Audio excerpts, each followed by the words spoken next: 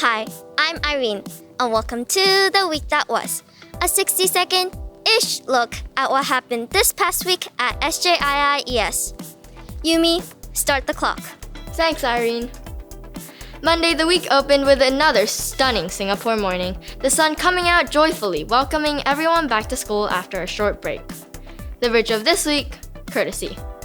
Tuesday, inclusivity was on show as classes enjoyed one another's company both in and out of the classroom. Wednesday, courtesy continued to be shown as students around the school made sure their best manners were on display throughout the day.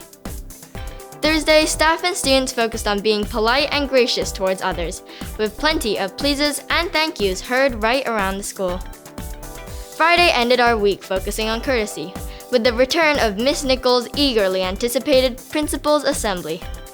After which we all headed home, looking forward to next week. On behalf of the entire The Week That Was team, I'm Yumi and we'll see you again next time.